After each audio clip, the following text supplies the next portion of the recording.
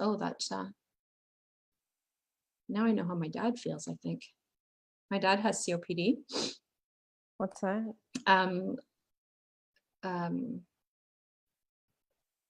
Chronic obstructive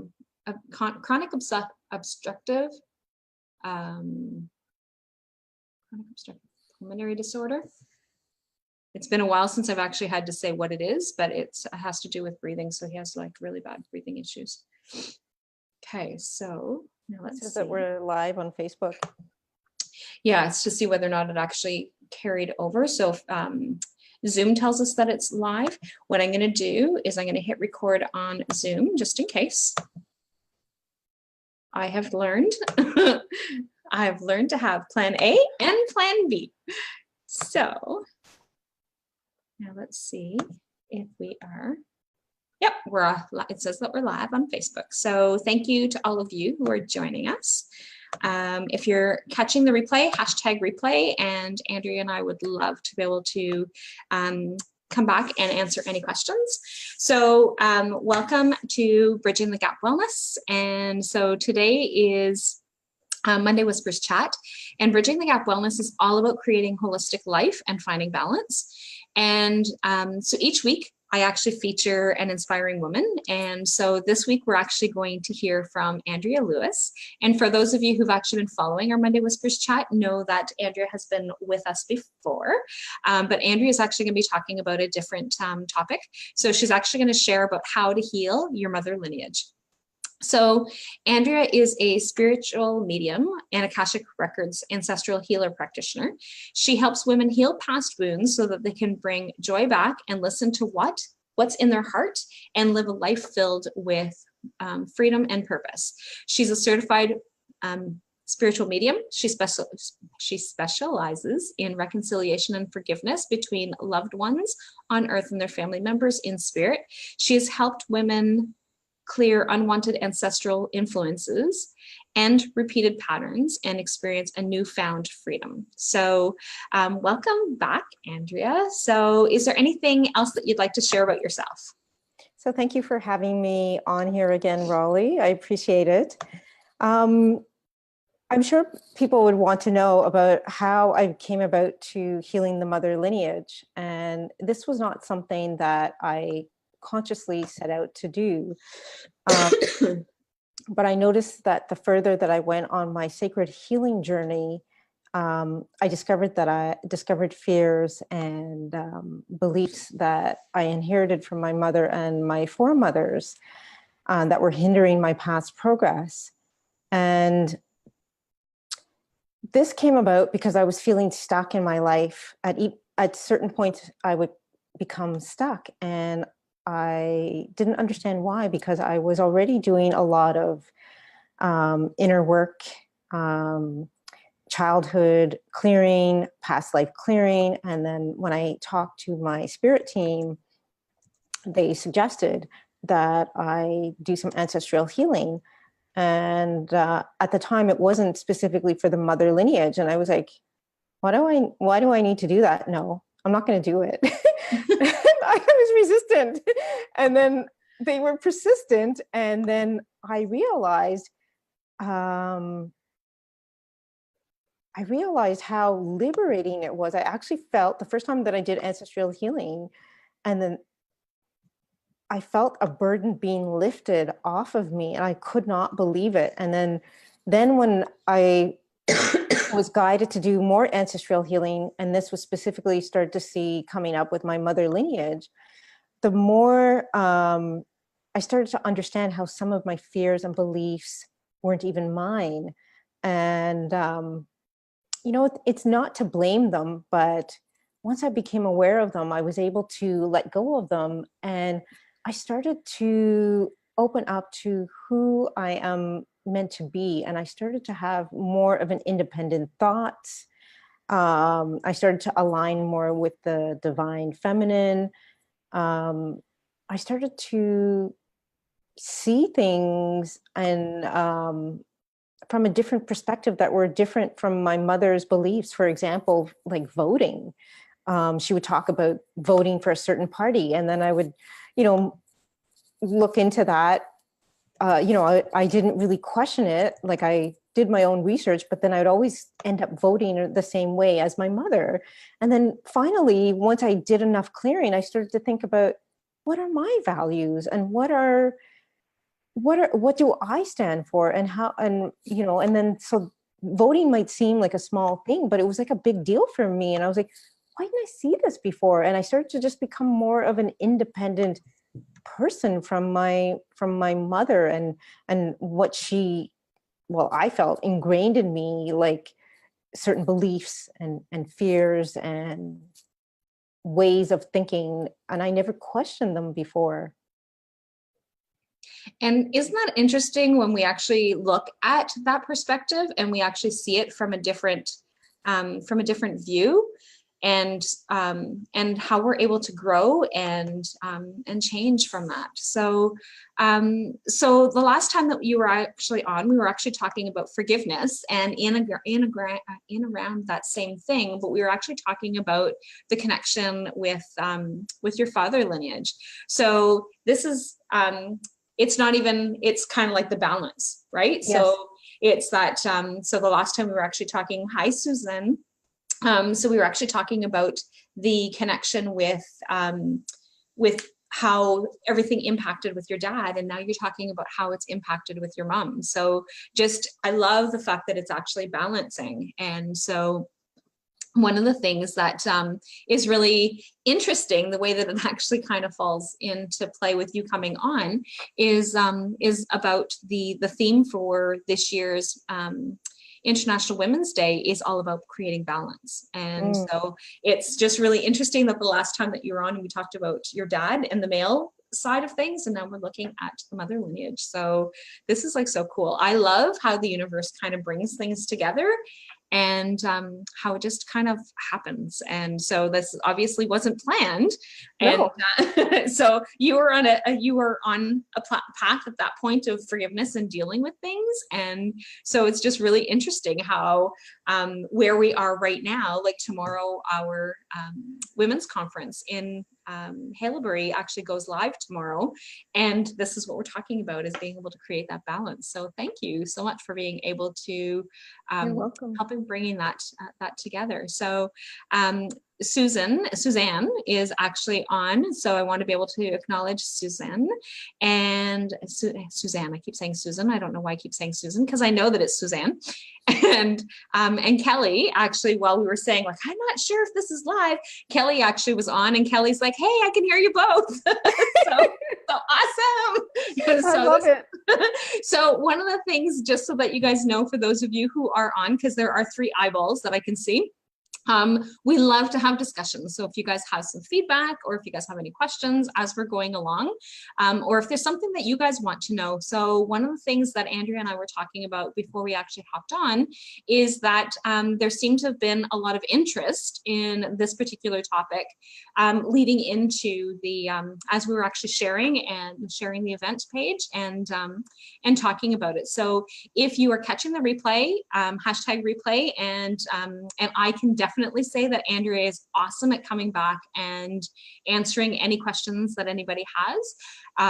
And so if you guys have any, if you guys want to be able to join in the discussion either on the replay or now, we would love to be able to have you guys enter into that conversation. So typically we're about a half an hour. But depends on the conversation and where the conversation goes. We kind of go from a half an hour to half an hour minimum to an hour. So just love to be able to have you guys come and join. So tell me a little bit more about the whole connection with the mother lineage. So I know that you explained how you were able to notice how your mom and her beliefs have impacted. So, and when we're talking about moms, like, we're not necessarily, it's that female lineage. So it could be the grandparents, grandmothers, it could be aunts have those influences as well. The women that are, so it's kind of fits into that, but we've got that mother lineage. So it's just, so tell me a little bit more. Yeah. So the root chakra, or the first chakra, is located at the base of our spine. And it's actually where family wounds are stored. And a blocked energy system will create an imbalance where we don't feel safe and secure. And we might be in flight or fight mode often. It might also manifest in the form of illness, dis-ease, fears, and anxiety. And what I've noticed in working with the mother lineage is that,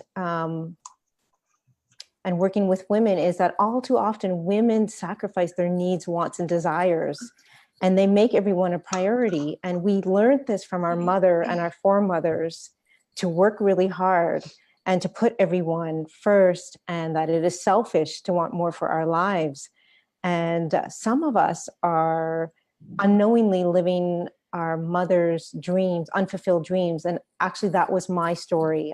When I went through my healing, that's what I actually uncovered.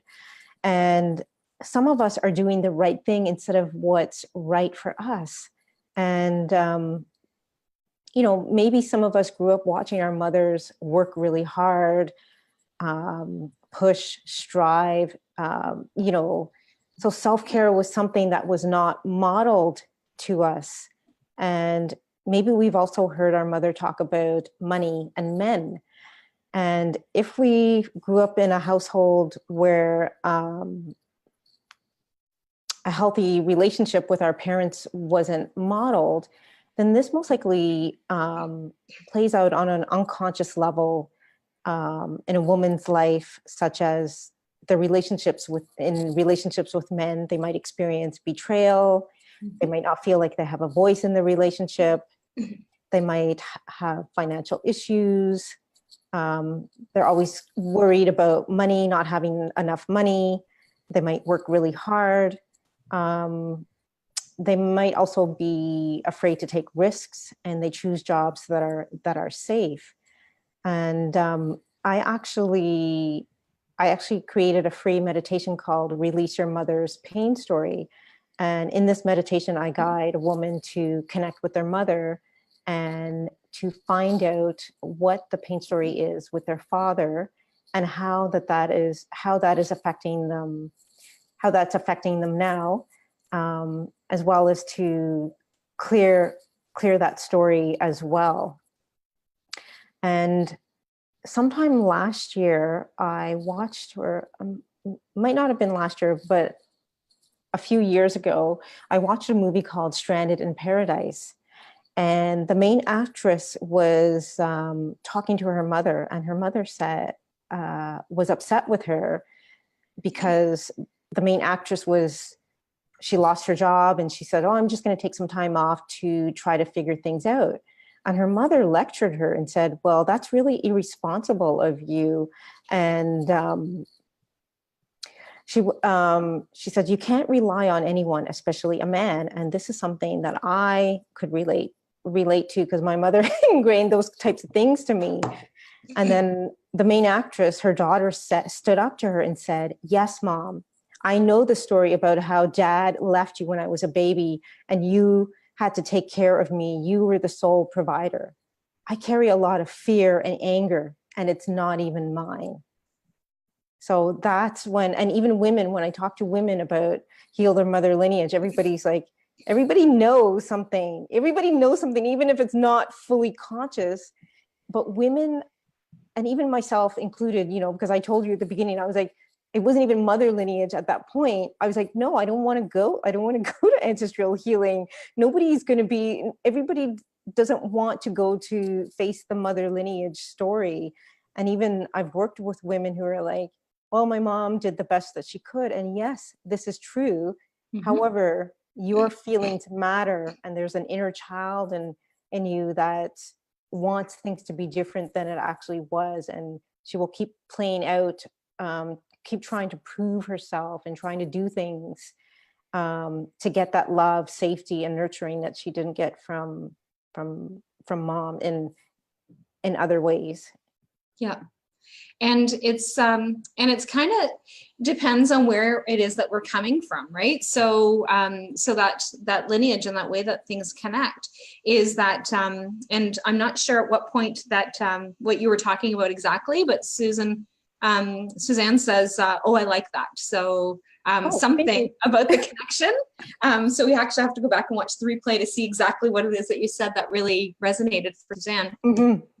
But one of the things that, as you were talking, is that we had, so we grew up with a family of 4.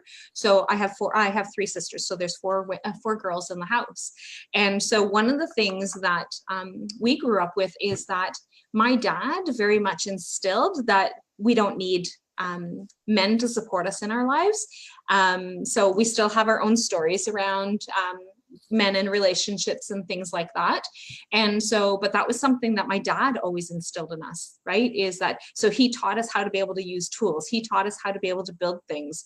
And all of us can actually, and all 4 of us, we can actually build things and do things. And I choose not to do a lot of things because I live in a house that has 3 men, but like I worked with my dad to do most of the renovations in our house. And that was because those are some of the things that I could actually do. And so one of the things that as my boys started growing up and getting older, my storyline was, hey, not bad for a girl, right? And because I would just do things and I would be able to build things. Like I've built my own bookshelf, and my very first thing that I built was a bookshelf that I had, and I still have, that my dad and I built together when I was in my teens. And so so we've got that part of things, but again, there's still all those ingrained. I was still involved with in 2 relationships that were domestic violence, and so there was a lot of different things that were actually going on in terms of relationships. My husband has been unfaithful. We've worked through those things, but like those are still things that have been part of that connection in terms of those relationships with men and that kind of thing. So even though ingrained wise with my dad, that was one of the things that my dad didn't want us to have to rely on men. He wanted us to be able to be independent. He wanted his girls to be able to be strong, to be able to look after themselves. And my mom always supported that as well, which was great. But that's not always the case. And like I said, even though there's those stories, there was still those different things that we still needed to overcome. So Suzanne says, you may be doing what's right, but it may not be what's right for you. I love that. Yes. Yes. And that was something I learned on my own journey was, and then I started to see the string of it, the thread of it from my mother. And then when I connected with my grandmother in the Akashic records, because that's what I do, is I connect with the grandmother and then find out her story. And everybody felt like the feeling behind it is like a second-class citizen, that it was like, we have to put the man first. And that was ingrained in me. And I didn't know it. Like I sort of knew it because I would hear some of it in my culture, but I think it's not only culture. As women, we were made properties. Like it doesn't matter what culture, what background we come from. Women have not had rights. They weren't allowed to vote. So we're maybe in our DNA, I'm not sure, like don't quote me on this exactly, but somewhere, if it's in our unconscious level that women have been made to feel like second-class citizens. So on some level, we just like, okay, we need to do the right thing. We need to play nice. We need to be nice and sweet. And this is the way that the mothers and our foremothers learned to survive the patriarchy culture, was that it was actually a survival mechanism. And for us, so we've carried that. But now, as you were well aware, that the feminine is on the rise, and it's time for us to let go of those let go of those stories. And it's not like, it's more than becoming aware of it. We're aware of it, but we need to, in order to change it, we actually need to take a new action. And some ways to do that I could suggest, and I find really help me, is to connect with Goddess Gaia on a regular basis, and to go out and walk in nature, even if it's just for 20 minutes, 10 minutes one way, 10 minutes back another way. And the other way is an exercise that I call be receptive exercise. And this is where I sit in silence, solitude, and stillness for like 30 minutes. No music. I set a timer, I light a candle, and I just sit and I be with myself, and I just empty what's in my thoughts, and I just be still, like, and just listen to what's going on inside. Yeah, sometimes I do have racing thoughts, and I acknowledge them and let them go, or I'll just say, okay, I surrender to the moment, or I gaze into the candle, or if I'm facing a window, I will look at a tree and I connect with the tree, or sunshine coming in, or my plant. I will connect that way to sort of ground me. And I find those practices help me connect more into a feminine way, into a more receptive way. So I want to acknowledge that Maggie is on. So hello, Maggie, and Lynn Palmer. So hi, Lynn. And so Lynn actually has a question. So she actually has, what if you have no parents or grandparents to get information from? And then the next thing that just popped up again from Lynn is, I am often told that my memory is not correct by my siblings. And so before Andrea actually talks about that, one of the things that I want to be able to address is that whole, my memory is not correct according to my siblings, is that we grew up in a family of 4. And so if you ask all 4 of us a specific situation about something that happened, all 4 of us have a different version. And so it's not, and each one of them are our own truths. And so that's one of the things that I want to be able to address, Lynn, is that just because they're saying that that's not what it is that happened, that's not necessarily their truth. It's their perception, their experience, and your memories and the things that have happened are likely the things that that are actually still true based on what it is that's going on for you. So then I'll go back and let Andrea address the other question about what happens if you have no parents or grandparents to get the information from. Was Lynn adopted, or is it that her parents and grandparents passed in spirit? So we'll give Lynn a couple of minutes because it always takes a little bit. Facebook has a little bit of a delay, so we'll let Lynn have time. But we'll, when you answer, Lynn, then we'll actually kind of come back to that and have Andrea answer that question. So so that is just really interesting, right? So it's that, now one of the things that you actually said was, and I just want to make sure that in case that somebody is watching and they don't know what Gaia is, because that's not necessarily a term for some people. So you said goddess Gaia. And so I'm sure that most people know that goddess is that goddess within. But what is Gaia? Gaia is Mother Earth. Okay, so. Quite simply. And she said she's not adopted. So are your parents still around, Lynn? I think is the other question that Andrea had. Yeah, like, or did they pass in spirit? So both her parents and her grandparents have passed on. Well, I am a spiritual medium, so they're always around, and Lynn can connect with them, and I can connect with them as well. So there's always a way to connect with them, regardless of, they don't need to be here on the physical plane. And even the grandparents, I connect with them as well through the Akashic records, to get the pain story, because most likely, if we've had unhealthy relationships with our mothers, well, where did our mother learn that? Like, maybe what was her story? And then so I go to the grandmother to find out, why did she treat your mother that way? What was her story? And if she knew the so I go as far as the great grandmother usually to get the story. And so I don't only get the story, but there's I get the story, do a bit of clearing, and also there's gifts. Even though things are painful, no matter how painful a story is, there's always some gifts, there's always some medicine, there's always some blessing to bring forth in your life. And so one of the things that I think that is really interesting, and I don't know the science to it, so I don't know whether or not this is really scientifically proven or not, but one of the things that I think is really interesting is that that apparently the way that our bodies are built as women is that we were carried in our mother's ovaries at the time that our mothers were in their mother's womb. So it's actually 3 generations. And so, like I said, I don't know the science to it. So like I've never looked into the science, so I don't know how factual that is.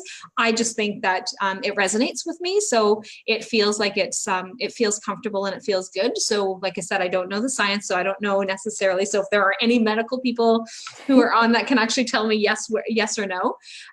Because one of the things that I do know is that we are born with, from dealing with a gynecologist, because of my own health issues that I actually had, is that he had said that you're born with your ovaries intact right from the beginning. So however many ovaries that you have at birth, that's how many ovaries that, not ovaries, sorry. We have 2 ovaries. So let's try that again.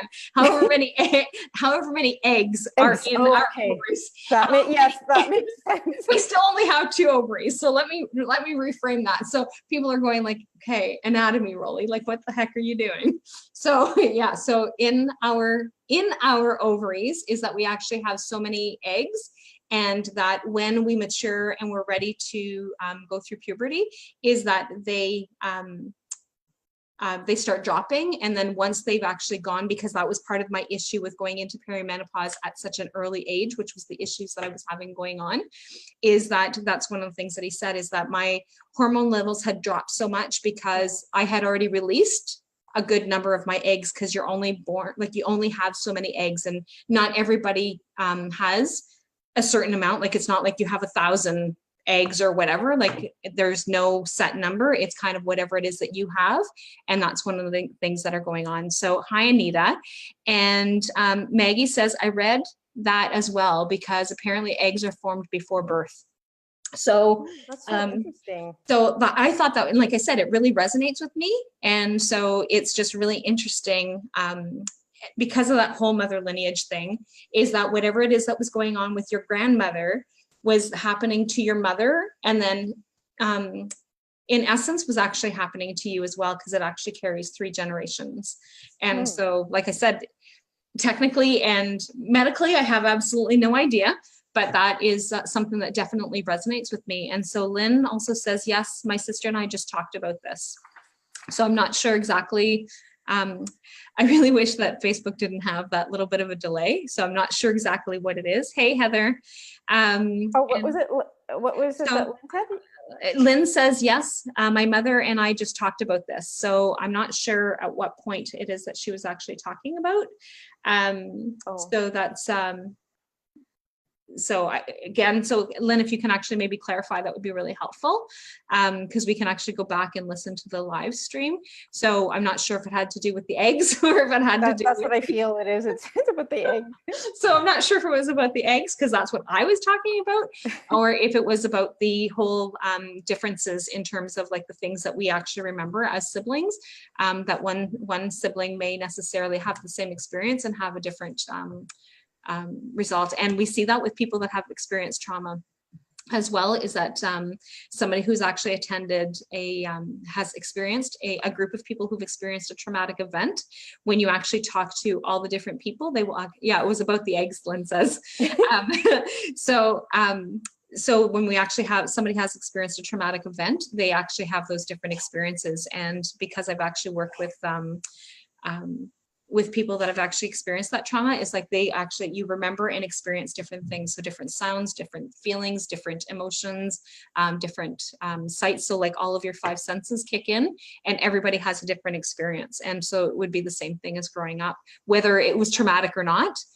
So whether your experiences growing up were traumatic, so it doesn't necessarily mean anything. So Maggie also says, quite interesting, because DNA is there at conception, and before considering, I was already in my mother's ovaries before she was born. And Suzanne says, I agree. I think that she's probably talking about the traumatic events.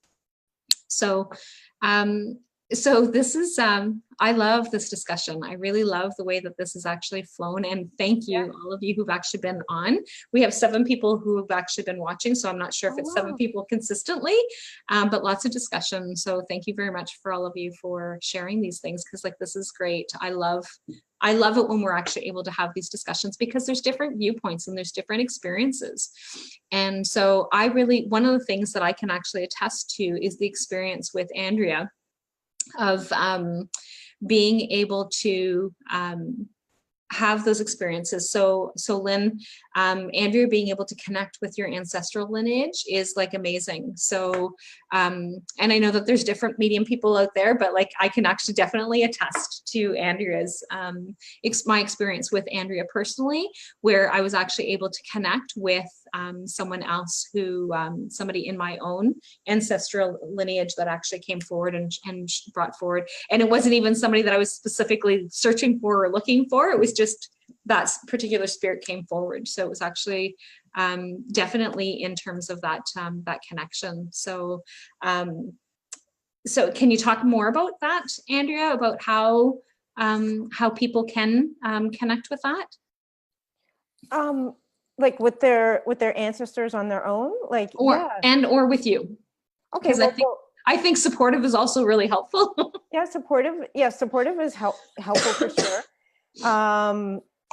But on their own, like, okay, they can spend a few minutes like in meditation, like maybe 10 minutes or so in meditation, and just kind of drop out of the mind and take a few breaths, and then simply saying their loved one's name, not in an anxious way, but in a normal way, and have their eyes closed and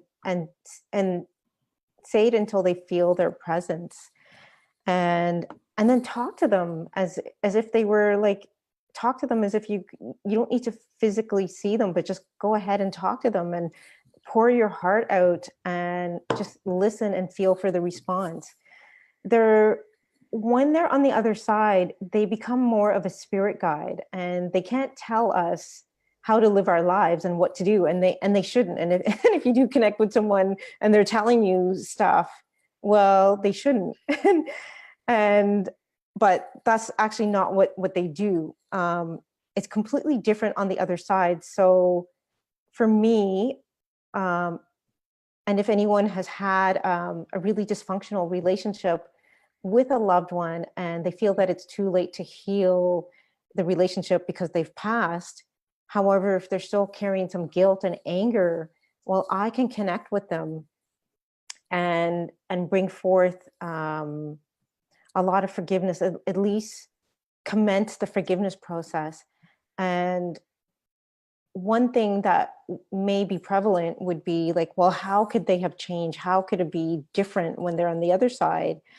Well, once we cross over into spirit, we go through our own life review. So there's no such thing as heaven and hell and judgment day. We become our own judge. And so once on the other side, a loved one will go through a life review on an intense level. So they will experience every hurt, every joy, everything more intensely. So forgiveness is not only about you, but it's also about them. So it's a freedom on both ways, and it's very important work, because it helps open up the heart chakra. So whether it is connecting through one of my mediumship sessions or through ancestral healing, it lifts us, opens up our heart chakra, but it also shifts us into becoming more of who we are meant to be. We become more, we shift from being passive to being more assertive. We begin to trust ourselves. We begin to become more independent. We feel more empowered. we're no longer stifling our voices. We're no longer playing small. Like, it's a process. Like, it doesn't happen instantly, but it's a process. Like, it opens up those floodgates of, like, instead of feeling constricted with any hurt, pain, and disappointment, whether we're aware of it consciously. But most people, if they have someone in spirit and they're holding on to that guilt, it's affecting their health and their wealth and their relationships. It's keeping them stuck. And even ancestral healing too, women that have come to me, they're like, I've done some work, so I know there's something else that's keeping me stuck, but what is it? And then once I open that up, it's like ding ding ding, they understand, they understand the story. Yeah. And I think that's the importance of doing this healing work, healing the mother lineage, healing any hurt, pain, and disappointment that we've had, is that it cultivates more self-love and self-compassion for ourselves. And then we're able to bring that outward to our mothers, to our foremothers, to anybody else that has wronged us, that we feel has wronged us. And when we heal the mother lineage, we're healing, we embrace all the wounded. When we heal ourselves, heal that mother lineage, we're embracing all the wounded children of our mother lineage, because they most likely didn't love themselves or love their inner child or know anything about their inner child. Yeah. And one of the things that, and I'm not sure if it's something that I have learned from you or if it is something that I have learned from someone else, but one of the things that I know that someone has said is that when we actually do pass, that there's like no more of that pain, right? Like, and that's something that I've always believed, is that the pain is gone, right? So they've actually shifted because they no longer have that body, that they're actually completely connected to the things that are actually going on, and that we actually have a soul's purpose. And that's something that we've heard a number of times, like through different people and different things, is that we actually have our soul's purpose, and our soul's purpose allows us to be able to and we make contracts with people. And Yes. So I just actually thought that was actually, so before coming here, we made a contract with with somebody who will actually cause hurt in our lifetime right now, to be able to help us with whatever it is. That doesn't make us feel any better and doesn't make us feel good in the moment, but it's about still those contracts, the spiritual contracts that we actually have. And so, Especially with our families. yeah. So Heather says, this is very interesting. Thanks for sharing. And Thank you. Tracy says, absolutely. So again, I'm not sure at what point. that's that delay part. And then she said that this is so amazing. And I know that Maggie said something else, but for whatever reason, oh, there it is, letting me scroll up. So one of the things that Maggie does is actually does some soul healing. And so Maggie says, this is why I trust soul healing, because my soul knows my wounds that I may not be able to recall. So, yeah. So one of the things that Maggie also does is that she actually, she's a death doula as well. And so she actually works with people in that transition into the spiritual world. So like really, really cool that's Maggie's feedback. So what else can you tell us about those connections? So I love having conversations with you. It's always so awesome. Yeah, thank you. So what other things can people know about the being able to do some of that healing? For the mother lineage, well, for both of them, okay, so you, just to touch on what you talked about, balance earlier, I balanced my pain story, released my pain story with my dad, and then had to balance my pain story with my mother. And for me, I found that I just feel more whole and complete. Mm-hmm. And this is not, I don't want to imply that this happened like this and it was easy. Abracadabra. No, I wish. I think,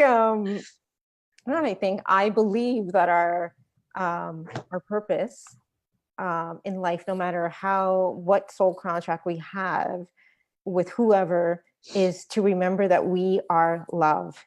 So for me, especially with my parents, it was not easy for my own inner child to heal those stories, because I grew up in a highly dysfunctional environment, and I didn't feel safe, and I didn't feel loved, and I didn't feel like, I basically felt like an outsider in my entire family. And healing those stories helped me gain a deeper understanding of myself as well as my parents, and bringing more love and compassion for myself first and then towards them. And this also helped me gain more acceptance for who I am becoming, because growing up in that environment, part of my protection mechanism I started to learn was that I tried really hard to fit in, because I actually felt like there was something wrong with me. So I thought, okay, I need to be normal, because I started to, because of this dysfunction, I was like, something doesn't feel right here. And then I would be passive. And then eventually I didn't know how to handle things. So then I would start to misdirect my anger, and then I would start pointing things out, and then everybody would be like, oh, no, we don't want to hear this. We're in big denial. So let's just stay in big denial. And let's stay in the dark, right? So let's stay in the dark. That didn't happen. Don't talk about the pink elephant that's in the room. And so then that really confused me. So I find, oh yeah, and this is actually bringing up something for me that I learned on my own journey. And then with the women, I find, because women will grow up in these traumatic situations and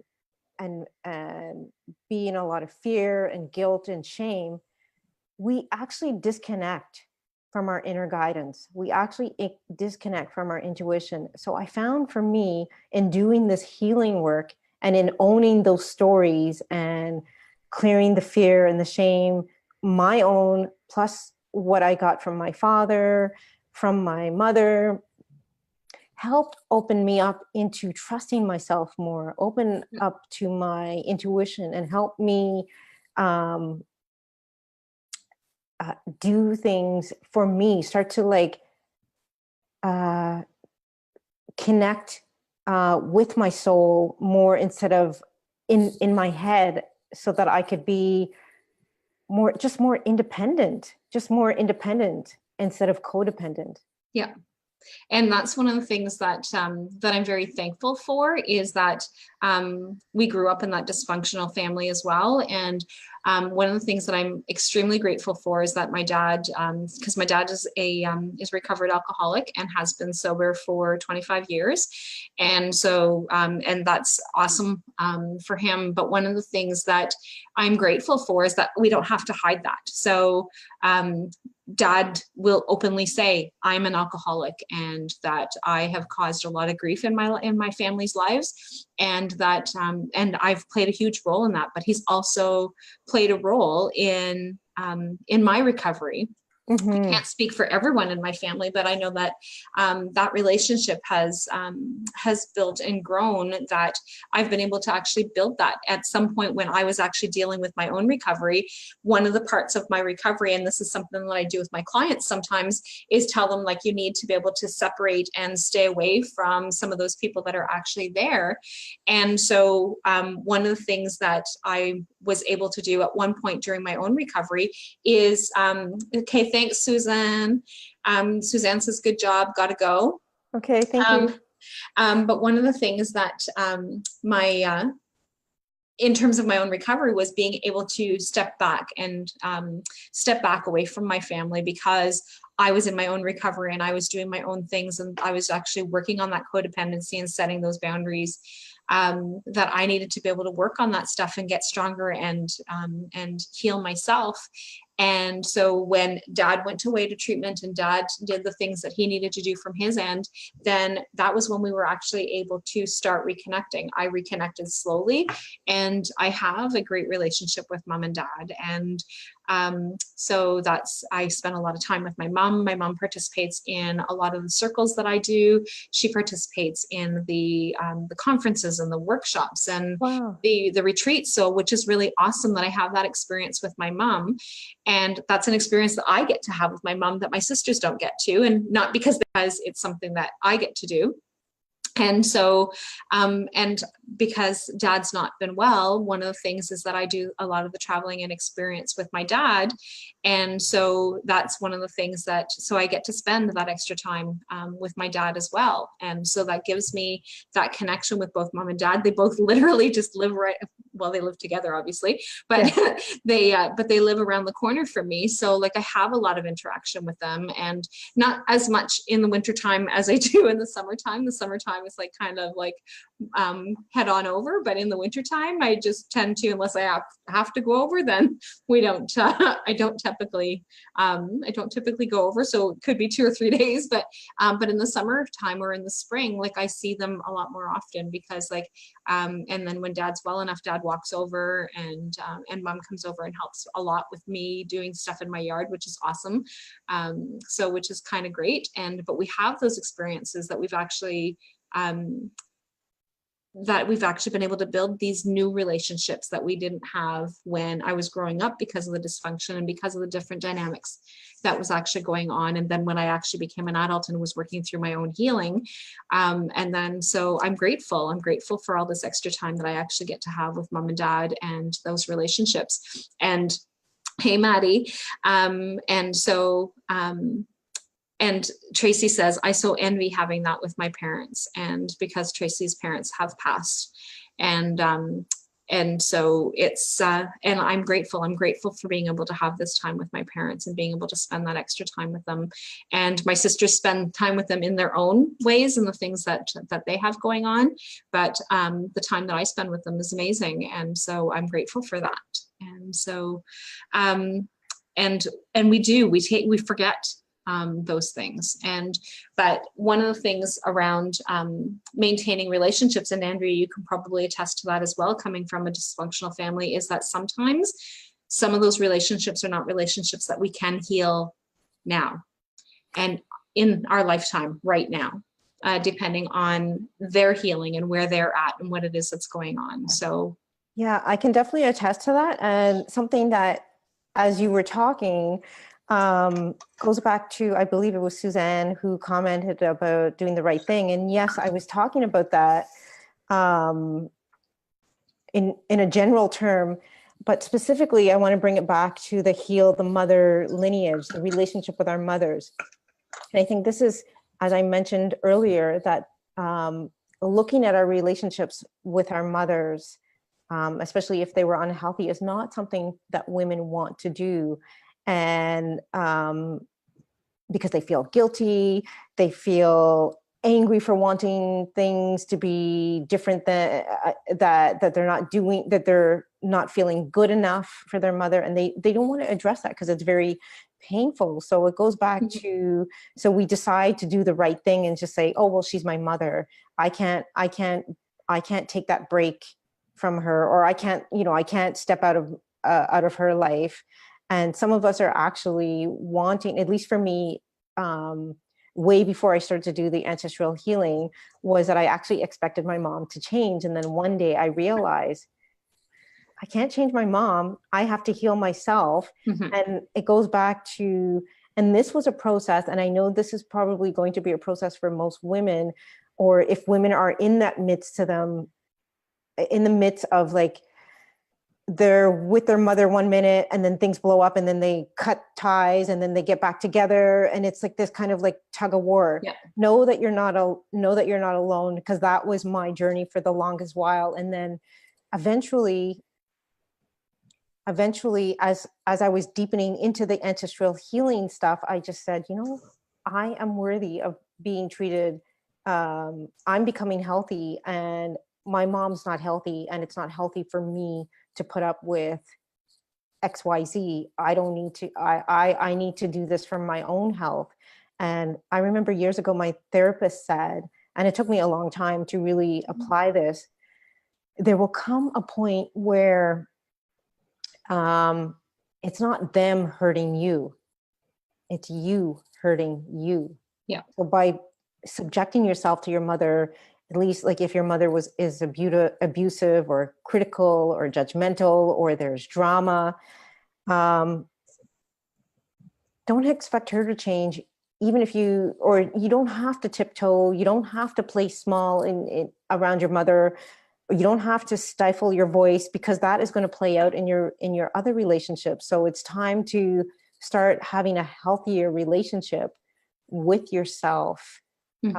Cultivate more self-love, so that you just feel healthier. And if the relationship with your mother shifts, that's a bonus. That's great. It's not that she's going to have to go and do healing work, but as you shift, it's like that quote by Gandhi, be the change that you want to be in the world. As you shift, it's possible that your relationship with your mother will shift, but it's also possible that it won't either. For me, it hasn't. It hasn't. I became healthier and stronger, and the healthier and more stronger that I became, the less that I started to see that I can't put up with the abuse. Like I just can't put up with it. I can't tolerate it.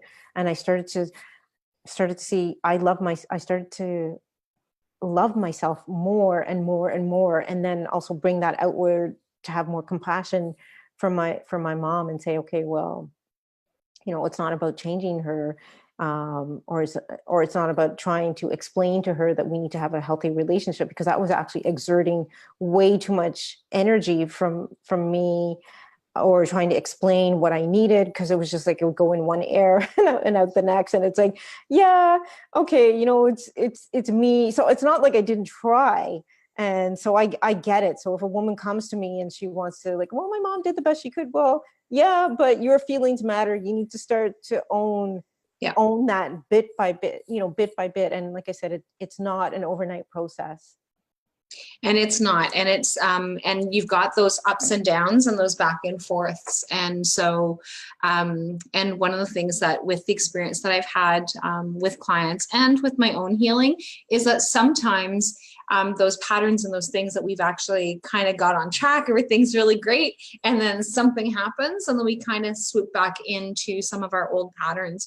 And it doesn't mean that we're broken. It just means that we actually have to pick ourselves back up again and start over, and not necessarily start over from scratch, because we've already got those things. So like, you've already got those skills. It's just a matter of picking up and starting again, and being able to do that. And very interestingly, because that is part of my my blog this week, is about being able to talk about those experiences. So really interesting that, again, like, I love how I love how the universe actually kind of brings things together, because I just finished finishing up my blog last night, and I'm like, oh, okay, so Andrea and I are like talking about the same thing. So like, this is just really cool. I love how all this kind of just shifts.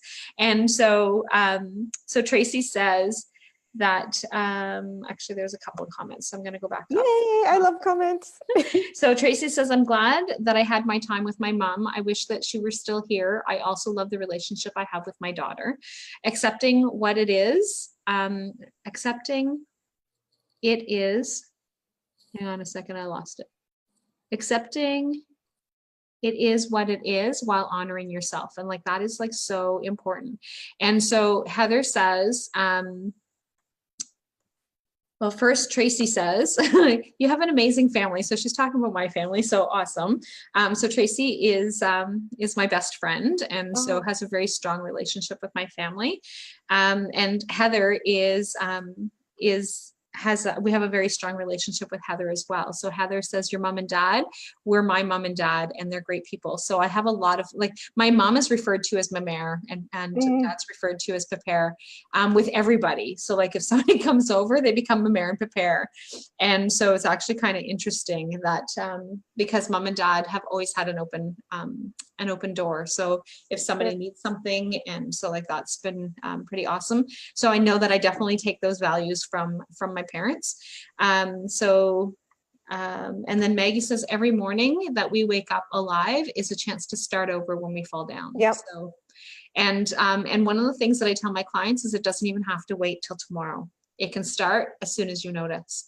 Yeah. Right. Moment So to moment. so that's something that is really important for us to be able to do, and not beat ourselves up over some of the things that are actually going on. So So like I said, I love having discussions with Andrea. I love the way that things actually flow in terms of the conversations, and which is one of the things that I love about Monday Whispers chats. So there's no set questions or how it is that we're actually going to flow with this. It really is about being able to have those conversations. And I love when people are able to jump on live and have these discussions. But if you're catching the replay, then please hashtag replay and let us know. Give us some feedback on some of the things that that you want to be able to share, or some of your experiences. We'd love to know. But before we close off, because I can't believe that it's almost 8 o'clock. I know. It's almost 8 o'clock. This is crazy. We've been at this for nearly an hour, with the exception of those, like, I think we're on live.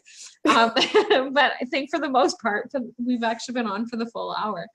And so, so one of the things that I want to be able to have the opportunity is there anything that you are offering in terms of a service, or is there a program or something that you're doing that people can actually tap into? I did put in the above, for anybody who's looking, is that how to be able to reach Andrea. I've put her contact information at the top, but is there anything that specific that somebody can actually connect with you for right now, if somebody's looking for something?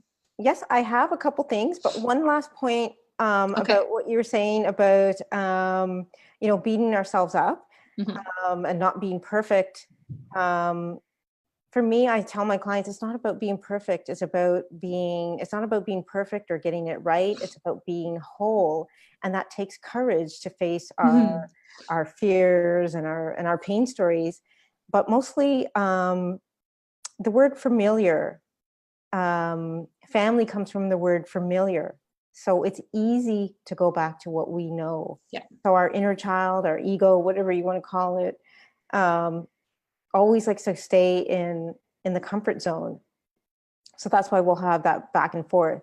So a couple things that I have going on my website, I have free meditations called Release Your Mother's Pain Story and Grounding into the Light meditation, plus Meet Your Inner Child meditations.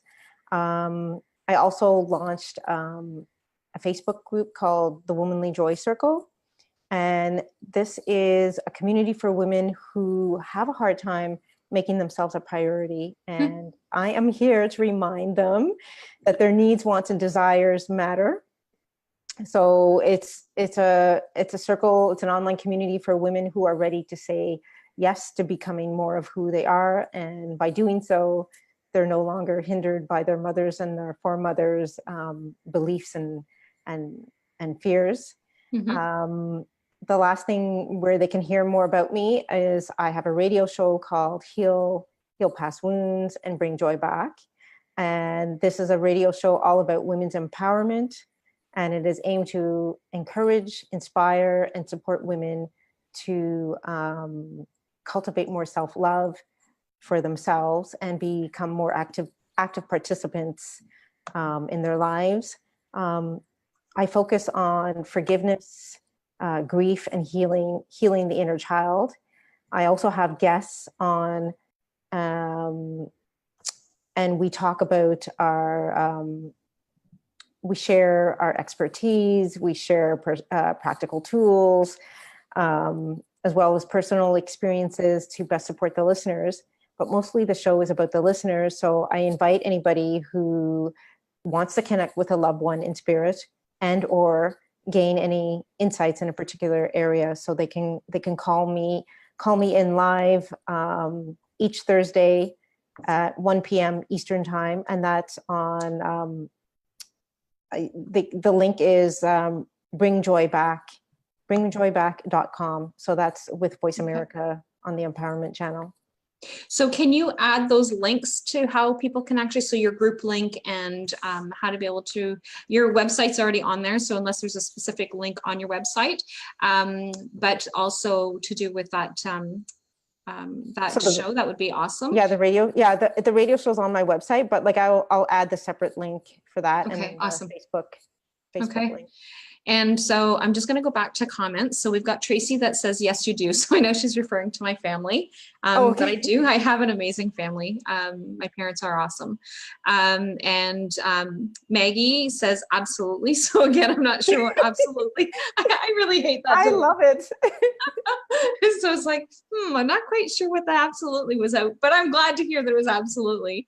And then Tracy says, this has been an awesome topic. Thank you for taking the time with us. Our pain stories are such an important part of who we are and why we are that way. And so, and then Heather says, so true, Tracy. So one of the other things that I want to be able to do, because we kind of tied the whole balance thing, is that I'm actually going to go find the video from the last interview that we did together. And so that way there, you'll actually have this video as well as the one from last fall that we actually did together.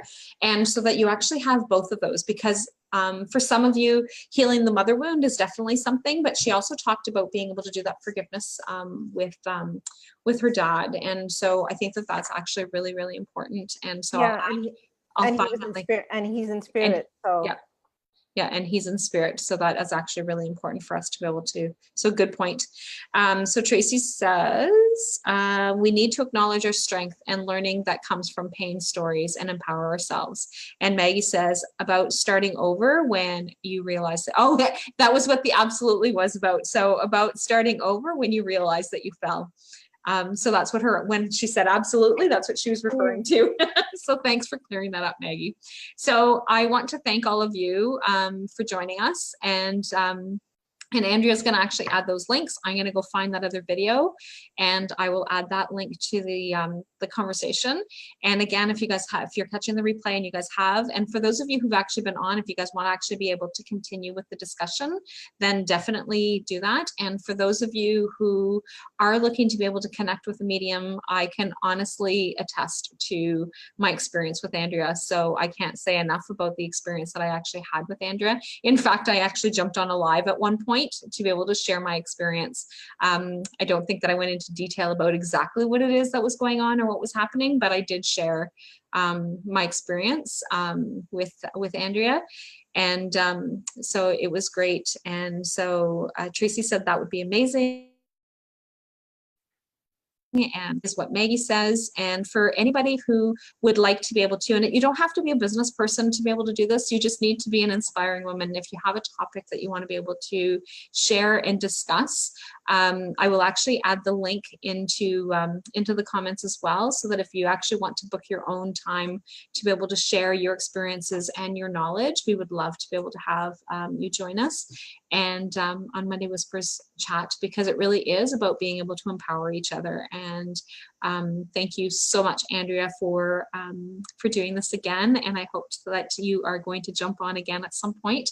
And now that I've got an automated system that allows people to actually book in without me having to try and figure, okay, well, who's doing this week and who's doing that week? This is awesome, because you can go in and take a look to see which Monday is coming up and be able to do that. So Tracy says, or Heather says, have a good night. Thank you, girls, for sharing. And Heather said, Tracy says, thank you, ladies. And everyone. So again, thank you very much, all of you, for joining us, and we definitely thank you. Is there anything else that you want to say before we say goodbye, Andrea? Yes. Okay. I hope that you do something that brings you joy, because you're worth it. You are. Thank you. Very, very wise words. Thank you so much.